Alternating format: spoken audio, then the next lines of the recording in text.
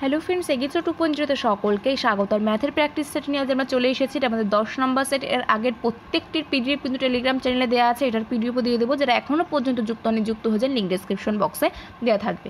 তো চলুন শুরু করবো, আর কোনো টাইম ওয়েস্ট করবো না। শুরু করার পূর্বে বলবো, যদি আমাদের চ্যানেলে কেউ নতুন হয়ে থাকেন, চ্যানেলকে অবশ্যই সাবস্ক্রাইব করে রাখুন, আর এই ভিডিওটা প্রথম থেকে শেষ পর্যন্ত দেখতে থাকুন। তো চলুন দেখে নেবো ফার্স্ট কোশ্চেন কী বলছে। তো এখানে ফার্স্ট কোশ্চেন কী বলছে, একটি শহরের জনসংখ্যা 6000 জন, পুরুষের সংখ্যা 8% এবং মহিলার সংখ্যা 10% বৃদ্ধি পেলে জনসংখ্যা 6500 জন হবে। শহরে মহিলাদের সংখ্যা নির্ণয় করুন। অর্থাৎ ফার্স্টে এই 6000-এর মধ্যে মহিলা কতজন সেটা আমাদের নির্ণয় করতে বলেছে।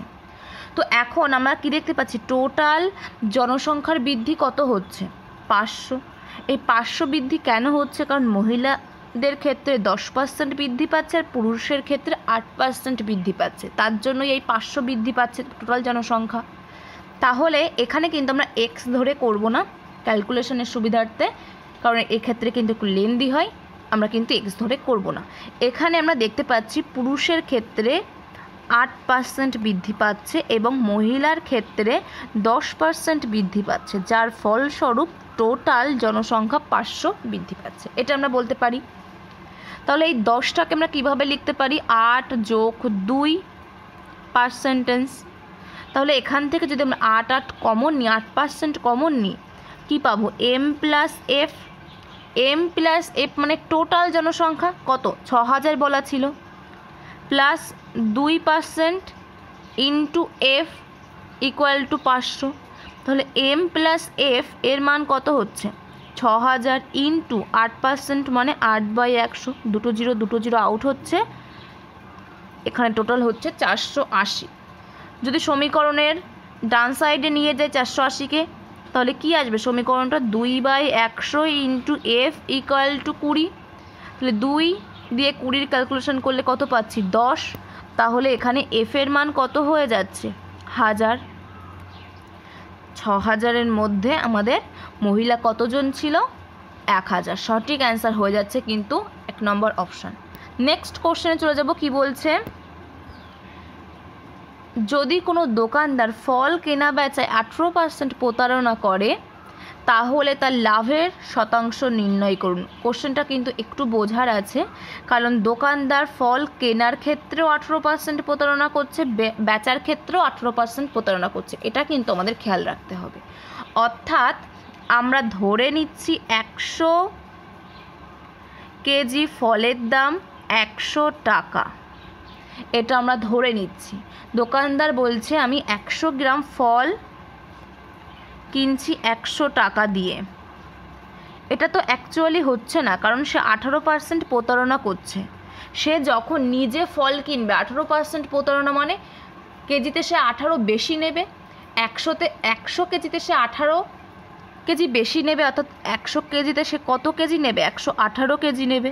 তাহলে 100 কেজিরই দাম দেবে, অর্থাৎ 100 টাকা দাম দেবে 118 কেজি নিয়ে।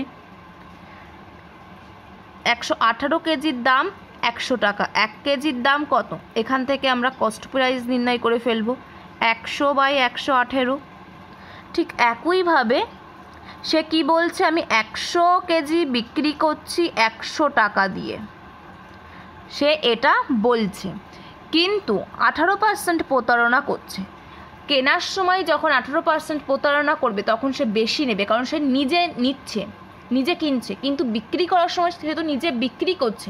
18% প্রতারণা মানে কেজিতে সে 18 কেজি কম দেবে, অর্থাৎ 100 কেজিতে 18 কেজি কম দেবে, অর্থাৎ 100 কেজিতে সে 82 কেজি দেবে। 82 কেজির দাম নেবে কত, 100 টাকা। তাহলে এখান থেকে 82 কেজির দাম 100 টাকা, তাহলে 1 কেজির দাম কত, এখান থেকে আমরা সেলিং প্রাইসটা পেয়ে যাচ্ছি 100/82। তাহলে কস্ট প্রাইস এবং সেলিং প্রাইসের যে রেশিও, সেটা আমরা কত পাচ্ছি, 100/118 ইস্টু 100/82। 100 আউট হচ্ছে, ক্যালকুলেশন করলে এখানে 41 আর এখানে হচ্ছে 59। অর্থাৎ এখান থেকে যদি আমরা দেখি 41:59, এটা আমাদের কস্ট প্রাইস এবং সেলিং প্রাইসের রেশিও। তাহলে এখানে যে দোকানদার তার কত লাভ হচ্ছে, কত ইউনিট লাভ করছে সে, 18 ইউনিট লাভ করছে। কত টাকার উপর? 41 টাকার উপর লাভ করছে, বাই 41 ইন্টু 100। এটার যদি ক্যালকুলেশন করি 43.90, এটাই আমাদের কিন্তু অ্যান্সার হবে। সঠিক অ্যান্সার হয়ে যাচ্ছে এখানে 3 নম্বর অপশান। তো এখানে একটু খেয়াল রাখবেন, এখানে কিন্তু কেনা বেচা উভয় ক্ষেত্রে 18% প্রতারণা করা হচ্ছে। তো নেক্সট কোশ্চেনে চলে যাব, কি বলছে, 5 সেমি ব্যাসার্ধের একটি শঙ্কু যার উচ্চতা 12 সেমি হলে শঙ্কুর বাঁকানো পৃষ্ঠের ক্ষেত্রফলের সাথে ভূমির ক্ষেত্রফলের অনুপাত নির্ণয় করতে বলেছে। তো শঙ্কু উচ্চতা বলা আছে কত? 12, ব্যাসার্ধের মান বলা আছে, আর এর মান কত বলা আছে? 5, এ ও বি। তাহলে এখানে বাঁকানো পৃষ্ঠ অর্থাৎ বক্রতলের ক্ষেত্রফল কত? পাই আর এল, আর ভূমির ক্ষেত্রফল পাই আর স্কোয়ার। পাই পাই কাটছে, আর আর কাটছে, অর্থাৎ এখানে থাকছে কত? এল ইস টু আর। এল এর মান হচ্ছে এ বির মান, তাহলে A B equal to A B square equal to কত পাই? 12 স্কোয়ার, অর্থাৎ A O square plus O B square, অর্থাৎ 12 স্কোয়ার প্লাস 5 তার স্কোয়ার। তার মানে এখানে এল এর মান কত পাচ্ছি? √169, যেটার মান হচ্ছে 13। তাহলে এখান থেকে আমাদের সঠিক অ্যান্সার কত চলে আসে? 13:5, কারণ আর এর মান আমাদের 5, কোশ্চেনেই বলা আছে। সঠিক অ্যান্সার কিন্তু হয়ে যাচ্ছে 4 নম্বর অপশান। নেক্সট কোশ্চেনে চলে যাব, কি বলছে, একটি সাইকেলের 150 মিটার উঁচু মিনার থেকে একটি গাড়ির অবনতি কোণ হলো 45। তাহলে মিনার থেকে গাড়িটির কত দূরে আছে সেটা নির্ণয় করতে হবে। টোটাল এটা 125 মিটার। এই উঁচু থেকে একটি গাড়ির অবনতি কোণ, এই কোণটার মান বলা আছে 45। তাহলে কি বলছে, এই মিনার থেকে গাড়িটার কত দূরে আছে সেটা আমাদের নির্ণয় করতে হবে, অর্থাৎ ভূমিটা আমাদের নির্ণয় করতে হবে। এখানে আমাদের উচ্চতা বলা আছে। তাহলে আমরা ট্যান থিটা ইকুয়াল টু কী জানি? লম্ব বাই ভূমি। লম্বের মান বলা আছে 125, ভূমির মান ধরে নিলাম এক্স, থিটার মান বলা আছে 45। ট্যান 45-এর মান কত? 1। তাহলে এক্স ইকুয়াল টু কত পাই? 125 মিটার পাই। সঠিক অ্যান্সার এখানে হয়ে যাচ্ছে 1 নম্বর অপশান। নেক্সট কোশ্চেনে চলে যাব, কি বলছে, একটি সাইকেলের চাকার ব্যাস 17.5 সেমি। একজন সাইক্লিস্ট 90 কিমি/ঘন্টা গতিবেগে একটি দূরত্ব অতিক্রম করতে 165 মিনিট সময় নেয়। যাত্রার সময় চাকা কতবার আবর্তিত হবে? তো কতবার আবর্তিত হবে? মোট দূরত্ব বাই পরিধি, এটা করলেই অ্যান্সার পেয়ে যাব। টোটাল দূরত্ব, ডিস্টেন্স বাই পরিধি 2 পাই আর, এটা করলেই আমরা অ্যান্সার পেয়ে যাব। ডি বাই 2 পাই আর করলেই অ্যান্সার পাবো। তো এখানে পরিধি 2 পাই আর, এর মানটা কত হবে? 2 × 22/7 ইন্টু আর এর মান কত? ব্যাস বলা আছে 17.5/2, পয়েন্ট তুললে বাই 10, 2 2 কাটছে। যদি 7, এখানে যদি 5 দিয়ে কাটি,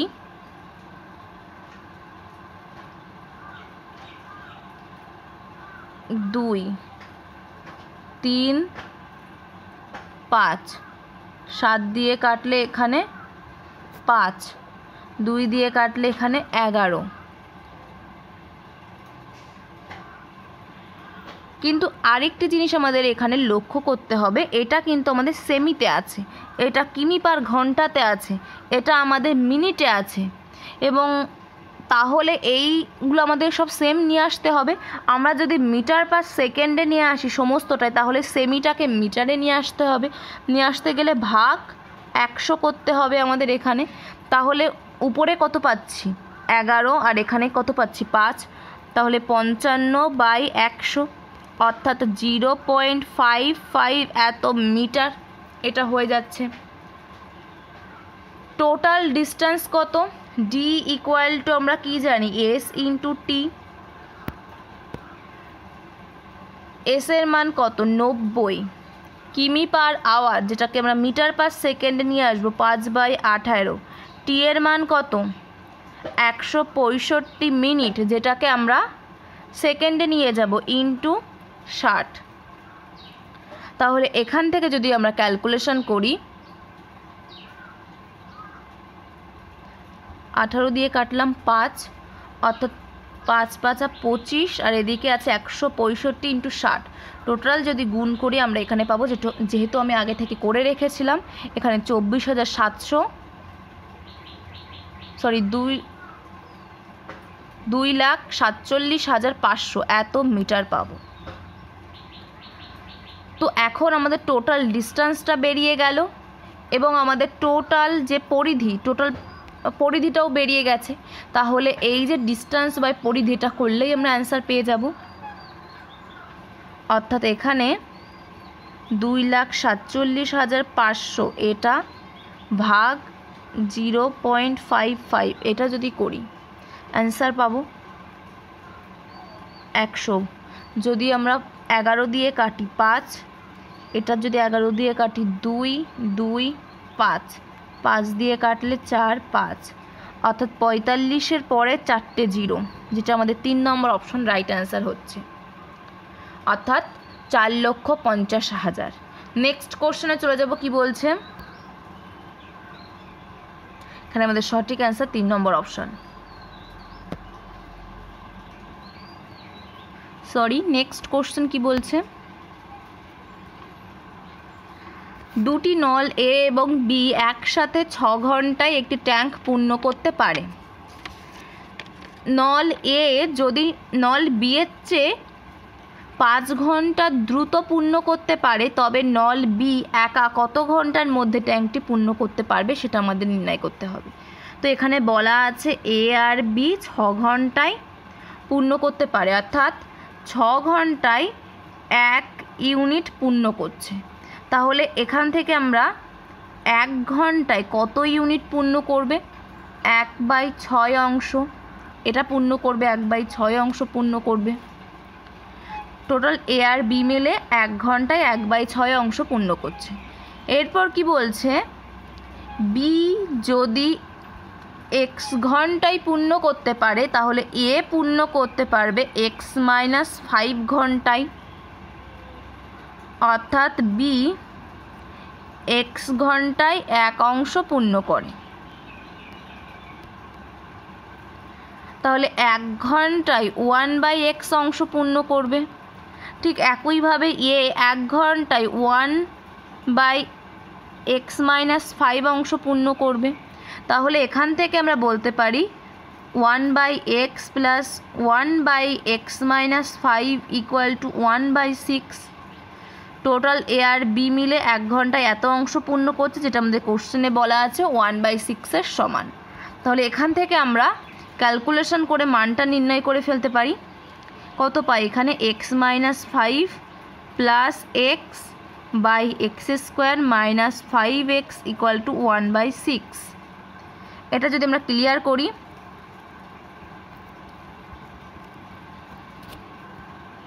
এখান থেকে কত পাবো? x প্লাস x 2x, 6 দিয়ে গুণ করলে 12 into x minus 30 equal to x² minus 5 into x² minus 17 into x plus 30 equal to 0। 30কে যদি আমরা ভাঙি 15 যোগ 15 দু কোনো 30, অর্থাৎ 15 যোগ 2 করে পাবো 17। যেহেতু এর আগে মাইনাস চিহ্ন আছে, তাহলে -15 মাইনাস 2 এটা এইভাবে লিখতে পারবো। তাহলে এক্সের মান এখানে মাইনাস আছে, বিপরীত চিহ্ন হয়ে যাবে, 15 আর 2 হয়ে যাবে। তো এখন আমরা বি এর মান ধরেছিলাম এক্স, অর্থাৎ বি x ঘন্টায় 1 অংশ পূর্ণ করে। তাহলে বি 2 ঘন্টায় 1 অংশ পূর্ণ করবে। তাহলে এ কত ঘন্টায় পূর্ণ করবে? 2 - 5, যেটা -3 হচ্ছে, কিন্তু সময় কখনো ঋণাত্মক হয় না, এটা আমরা জানি। তাহলে এক্সের মান 2, এটা আমরা গ্রহণ করতে পারবো না। তাহলে এক্সের মান কত হয়ে যাবে? 15। বি একা কত ঘন্টার মধ্যে ট্যাঙ্কটি পূর্ণ করতে পারে? 15 ঘন্টা। সঠিক অ্যান্সার হয়ে যাবে 4 নম্বর অপশান। নেক্সট কোশ্চেনে চলে যাব। কি বলছে, একটি চোঙের ভূমির ব্যাস বলা আছে 35 সেমি এবং এর বক্রপৃষ্ঠের ক্ষেত্রফল বলা আছে 3080 সেমি স্কোয়ার। চোঙের আয়তন কত হবে সেটাই আমাদের নির্ণয় করতে হবে। তো এখানে আর এর মান কত, ব্যাস বলা আছে, তো আর মানে 35/2 সেমি। বক্রপৃষ্ঠের ক্ষেত্রফল, বক্রতলের ক্ষেত্রফল চোঙের 2πr/h, 2πr ইন্টু এইচ হচ্ছে উচ্চতা, আর হচ্ছে ব্যাসার্ধ, যেটা 3080 বলা আছে। পাই মানে কত, 22/7। তাহলে এটাকে আমরা কিভাবে লিখতে পারি, 2 into 22 2πr/h, 22/7 into 35/2 into H, এটাকে আমরা এভাবে লিখতে পারি। 7 দিয়ে ক্যালকুলেশন করলে 5, 2 2 কাটছে। যদি এখানে আমরা 11 দিয়ে ক্যালকুলেশন করি 2, এখানে কত পাবো, 280। 2 দিয়ে ক্যালকুলেশন করলে 1 4 0, 5 দিয়ে ক্যালকুলেশন করলে 2 8, অর্থাৎ এইচের মান হয়ে যাবে এখানে 28 সেমি। এরপর কি বলছে, চোঙের আয়তন, চোঙের আয়তন πr²h, অর্থাৎ 22/7 ইন্টু 35/7 ইন্টু 35/7 ইন্টু 28।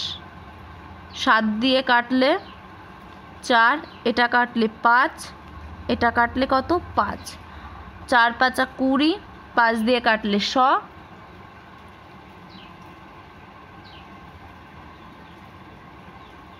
একটু ভুল বললাম এখানে,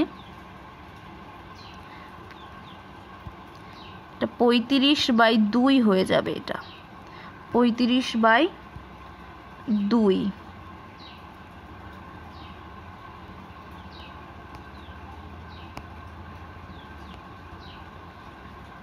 তাহলে এখানে আমাদের কত ছিল, 35 আর 35। 7 দিয়ে কাটলে কত পেয়েছি আমরা এখানে 5, 2 দিয়ে কাটলে পাবো 14, 2 দিয়ে কাটলে পাবো কত 7। তার মানে এখান থেকে আমরা কত পাচ্ছি, 22 গুণ 5 গুণ 35 গুণ 7, যেটা গুণ করলে আমরা পাবো টোটাল 26,950। সঠিক অ্যান্সার হয়ে যাবে 3 নম্বর অপশান। তো নেক্সট কোশ্চেনে চলে যাব। কি বলছে, 200 মিটার দীর্ঘ একটি ট্রেন 20 সেকেন্ডের মধ্যে একটি খুঁটিকে পার করে। খুঁটিকে পার করা মানে ট্রেনের নিজের দৈর্ঘ্যকেই অতিক্রম করা। তাহলে এখান থেকে আমরা এসের মানটা পেয়ে যাব, ট্রেনের গতিবেগ 200 = s ইন্টু 20। তাহলে এসের মান এখান থেকে কত পাবো, 10 পাবো ক্যালকুলেশন করলে। এরপর কি বলছে, বিপরীত দিক থেকে ভ্রমণ করে একই দৈর্ঘ্যের অন্য একটি ট্রেনকে 10 সেকেন্ডের মধ্যে অতিক্রম করে।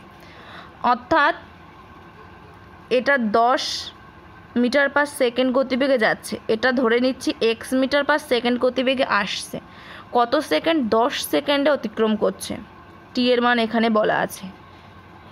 একই দৈর্ঘ্য, অর্থাৎ এটার দৈর্ঘ্য কত, 200 মিটার। তাহলে টোটাল লেন্থ কত হয়ে যাচ্ছে, 400। 400 ইকুয়ালটা আমরা কত লিখতে পারি, এস ইন্টু টি। এসের মান কত, রিলেটিভ স্পিড এখানে প্লাস হয়ে যাবে, অর্থাৎ 10 + x ইন্টু 10, 0 0 কাটছে, তাহলে এক্সের মান কত হয়ে যাবে, 30। তাহলে সঠিক অ্যান্সার কত হয়ে যাবে, দ্বিতীয় ট্রেনটির গতিবেগ 30 মিটার পার সেকেন্ড। 3 নম্বর অপশান এখানে রাইট অ্যান্সার।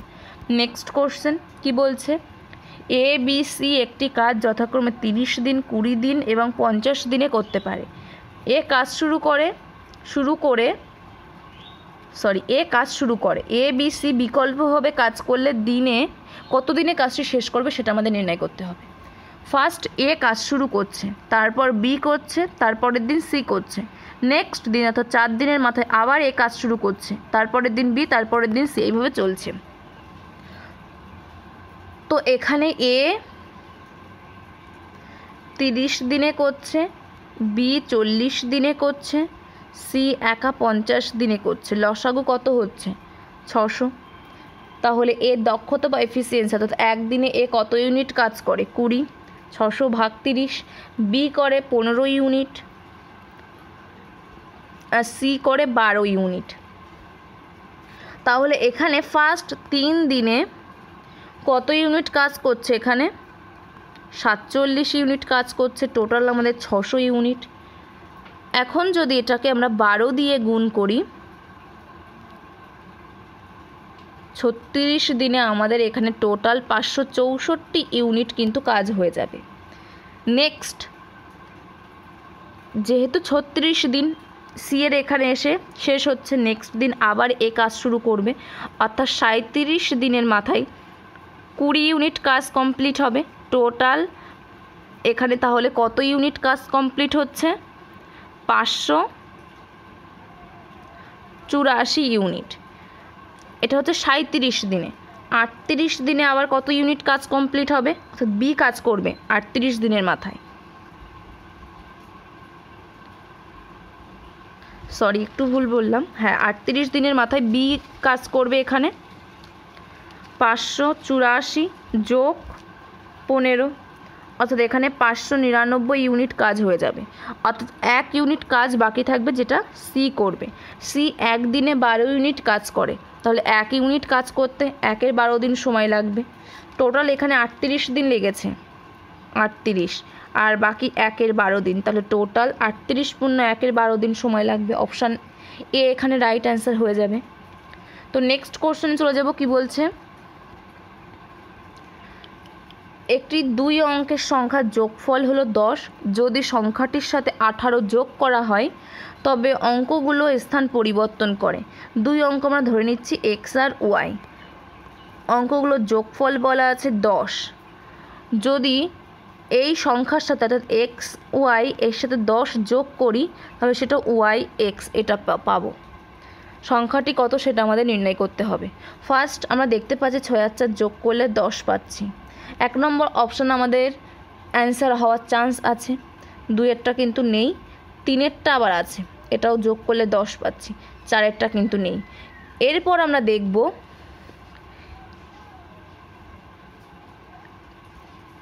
এখানে একটু ভুল বলেছে, 18 যোগ করলে, এখানে 18 যোগ করলে কিন্তু ওয়াই এক্স এটা পাবো। তাহলে এটা আমরা দেখব 46-এর সাথে 18 যোগ করলে আমাদের 64 আসে কিনা। তো হ্যাঁ, এটা আমাদের 64 চলে আসছে, তাহলে এখানে কিন্তু আমাদের সঠিক অ্যান্সার হয়ে যাবে 1 নম্বর অপশান। বাট এখানে যদি আমরা 37-এর সাথে 18 যোগ করি আমাদের কত আসছে? এখানে 55, যেটা কিন্তু আমাদের 73 আসছে না, তাহলে এখানে 3 নম্বর অপশান আমাদের অ্যান্সার হবে না। সঠিক অ্যান্সার কত হয়ে যাবে আমাদের? এখানে 1 নম্বর অপশান। নেক্সট কোশ্চেনে চলে যাব। কি বলছে? 2 জন পুরুষ এবং 3 জন মহিলা 6 দিনে একটি কাজ করতে পারে। 3 জন পুরুষ, এটা 3 জন পুরুষ এবং 9 জন মহিলা 3 দিনের মধ্যে ওই কাজটি করতে পারে। কতজন পুরুষ 12 জন মহিলার সমান একই পরিমাণ কাজ করতে পারবে সেটা আমাদের নির্ণয় করতে হবে। তাহলে 2 জন পুরুষ এবং 3 জন মহিলা 6 দিনে কাজ করতে পারছে, অর্থাৎ টোটাল ওয়ার্ক আমাদের কত হয়ে যাচ্ছে? 2 জন পুরুষের এফিসিয়েন্সি আর 3 জন মহিলার এফিসিয়েন্সি যোগ করে যদি 6 দিয়ে গুণ করি টোটাল ওয়ার্ক পেয়ে যাব। ঠিক একইভাবে 3 জন পুরুষের এফিসিয়েন্সি এবং 9 জন মহিলার এফিসিয়েন্সি ইন্টু 3 করলে আমরা টোটাল ওয়ার্ক পেয়ে যাব। যেহেতু কাজটা সেম, টোটাল ওয়ার্কও আমাদের সেম হওয়া উচিত। তাহলে এখান থেকে যদি আমরা ক্যালকুলেশন করি এখান থেকে কত পাবো? 4 জন 4 into M plus 6 into F plus 3m plus 9f। তাহলে এখান থেকে আমরা পাবো m ইকুয়াল টু 3f। কি বলছে? 12 জন মহিলা, এখানে আমরা 3 জন মহিলা ইকুয়াল টু 1 জন পুরুষ পেয়েছি। 12 করতে গেলে আমাদের 4 দিয়ে গুণ করতে হবে, অর্থাৎ 12 জন মহিলা ইকুয়াল টু 4 জন পুরুষ হয়ে যাবে। সঠিক অ্যান্সার এখানে হয়ে যাবে কত? 2 নম্বর অপশান। নেক্সট কোশ্চেনে চলে যাব। কি বলছে? রাম তার আয়ের 75% ব্যয় করে এবং প্রতি মাসে 1500 টাকা সঞ্চয় করতে পারে। রামের বার্ষিক আয় কত? মাসে 75% ব্যয় করছে। ইনকাম ইকুয়াল টু আমরা কি জানি? Expenditure plus savings. 100 টাকা ইনকাম করলে 100 টাকা ইনকাম করলে 75 টাকা সে ব্যয় করে আর 25 টাকা সে সঞ্চয় করে, যেটার মান বলা আছে 1500। তাহলে এখানে 1-এর মান কত হয়ে যাবে? 60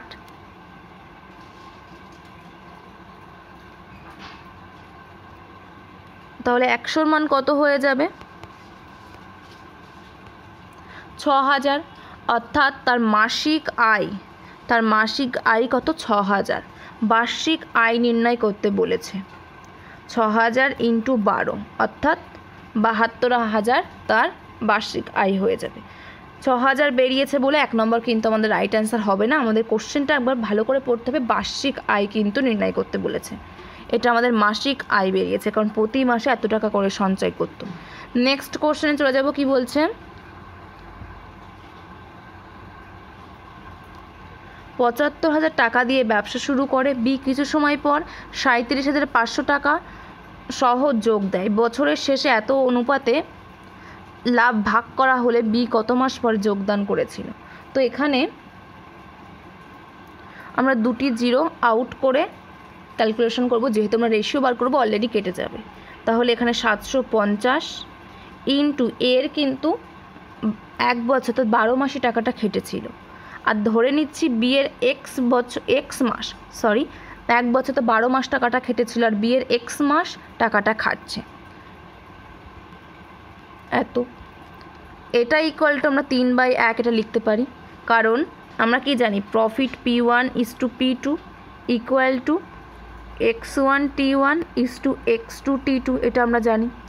x1 বা x2 হচ্ছে যে পরিমাণ টাকাটা ব্যবসাতে বিনিয়োগ করা হচ্ছে, আর T2 আর T1 যেটা টাকাটা কত সময় ধরে ব্যবসাতে খাটানো হচ্ছে সেটার মান। তাহলে এখান থেকে যদি আমরা ক্যালকুলেশন করি, 3 দিয়ে কাটলাম 4, 75 দিয়ে যদি কাটি এখানে পাবো 10, এখানে পাবো 5 দিয়ে যদি কাটি 2, অর্থাৎ এক্সের মান পেয়ে যাব 8। অর্থাৎ বি এর টাকাটা 8 মাস ব্যবসাতে খেটেছিল। তাহলে কত মাস পরে যোগদান করেছিল? 12 থেকে 8 বিয়োগ করলে আমরা পেয়ে যাব 4 মাস পর যোগদান করেছিল। সঠিক অ্যান্সার হয়ে যাবে 1 নম্বর অপশান। নেক্সট কোশ্চেনে চলে যাব। কি বলছে? 4টি সংখ্যার মধ্যে প্রথম 3টির গড় হলো 18, শেষ 3টি আমরা 4টি সংখ্যা ধরে নিচ্ছি A, B, C R D। এখানে প্রথম 3টির গড় অর্থাৎ A + B + C, এদের মান কত হয়ে যাবে? 18 × 3 অর্থাৎ 54। এরপর কি বলছে? শেষ 3টি সংখ্যার গড় অর্থাৎ B + C + D equal to কত হয়ে যাবে? 14 × 3 অর্থাৎ 42। শেষ সংখ্যার যোগফল হচ্ছে 16। প্রথম এবং শেষ সংখ্যার যোগফল 16, অর্থাৎ A + D এর মান হচ্ছে 16। তাহলে এখান থেকে যদি আমরা একটা জিনিস দেখি, 1 নম্বর ইকুয়েশন আর 2 নম্বর ইকুয়েশন যদি বিয়োগ করি, 1 মাইনাস যদি 2 করি কত পাবো? A - D পাবো ইকুয়াল টু 12 পাবো। আর এখানে আমাদের A + D এর মান বলা আছে 16, তাহলে শেষের সংখ্যাটি কত? D এর মান কত হয়ে যাবে? D ইকুয়াল টু হয়ে যাবে 16 মাইনাস 12/2 অর্থাৎ 4/2, অর্থাৎ অ্যান্সার হয়ে যাবে এখানে আমাদের 2, D এর মান 4 নম্বর অপশান এখানে রাইট অ্যান্সার হবে। তো নেক্সট কোশ্চেনে চলে যাব। কি বলছে? 17 থেকে 457 পর্যন্ত কটি সংখ্যা 5 এবং 3 উভয়ের দ্বারা বিভাজ্য হয়? 5 এবং 3 উভয়ের দ্বারা বিভাজ্য হতে গেলে 15 দ্বারা বিভাজ্য হতে হবে। তাহলে 17 থেকে 457 এর মধ্যে কটি সংখ্যা 15 দ্বারা বিভাজ্য সেটাই আমাদের নির্ণয় করলে অ্যান্সার পেয়ে যাব। 15 দ্বারা সবথেকে ক্ষুদ্রতম গুণিতক কোনটি, যেটা 17 থেকে বড় বা 17 সমান হবে? 15 যে গুণিতকগুলো আছে 15, 30, আমরা দেখতে পাচ্ছি 17 ছোট, 15, 30 আবার 17 বড়। তাহলে ফার্স্ট সবথেকে ক্ষুদ্রতম গুণিতক যেটা 17 বড় সেটা হচ্ছে 30, এবং 15 সবথেকে বৃহত্তম গুণিতক যেটা 457 ছোট বা সমান এটা হবে। তো 457কে যদি 15 দিয়ে ভাগ করি আমরা যে ভাগফল সেটা পাবো 30। তাহলে 15 × 30 করলে কত পাবো? 450। তাহলে সবথেকে বড় হচ্ছে 450 এই গুণিতকটা, যেটা 457 ছোট।